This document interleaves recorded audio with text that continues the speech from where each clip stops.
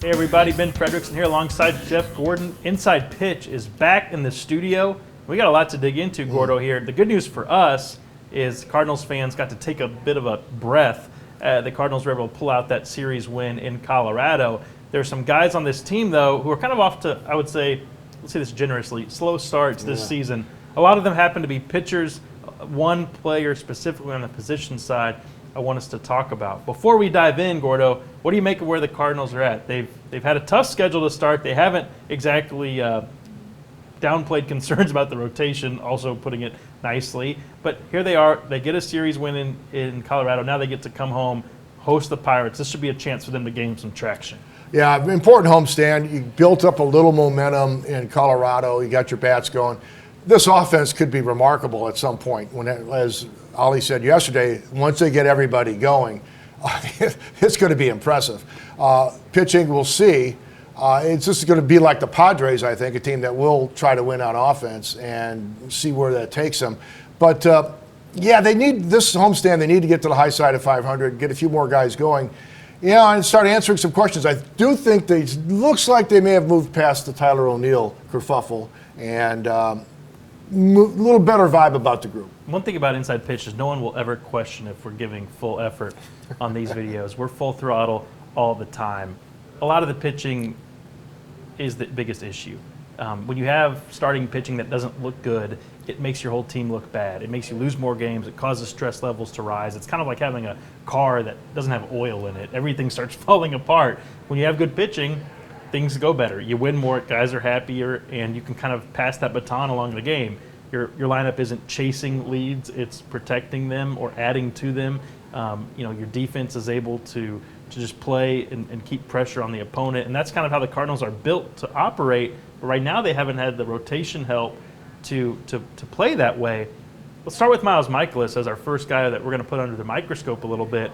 A 10.05 ERA, Gordo. He's in 3 games. He's allowed 4 home runs. There's been some bad luck for Miles, some soft contact, but 4 home runs is not soft contact.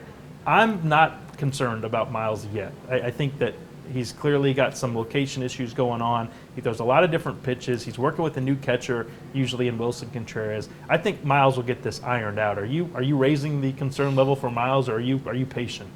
Yeah, I was ready to sell that whole fielding independent pitching angle until those moonshots.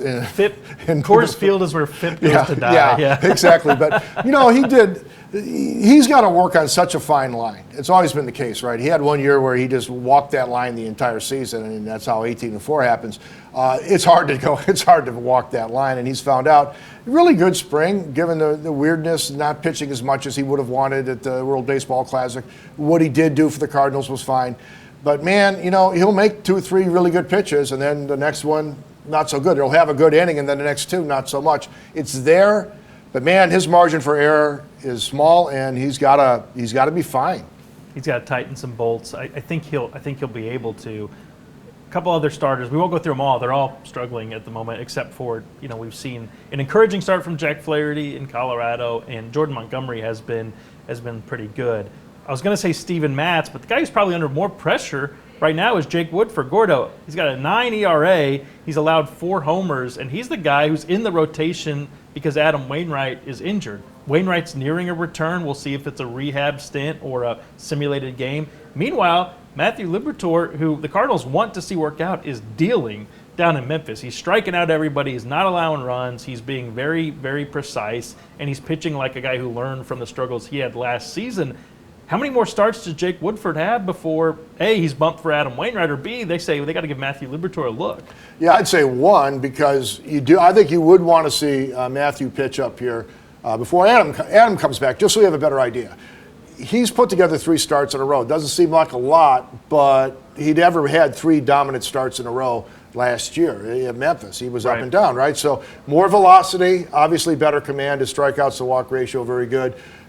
Trouble is, how many lefties can you have in a rotation? That's another issue for him. But it's an interesting time. And Woodford did finish his last start better by keeping the ball down. But what we saw in the spring, what you saw in the spring down in Jupiter, you have not seen at the big No, league levels. he hammered the bottom of the zone in spring, and now he's up middle. And these guys, when they get up middle, they don't have the velocity and that rotation to blow up past guys. They get hit and hit hard. One offensive player, quickly, Gordo, Wilson Contreras. We're seeing him throw guys out. We're seeing him. I think he's been solid defensively. You can question how much of is his maybe catching or pitch calling a part of the pitching struggles. These guys are figuring each other out. But he was brought here in part because he's going to hit. He's got that 179 average. He's got no home runs yet. Remember, he took a ball off the knee, so maybe there's playing through some soreness there at times.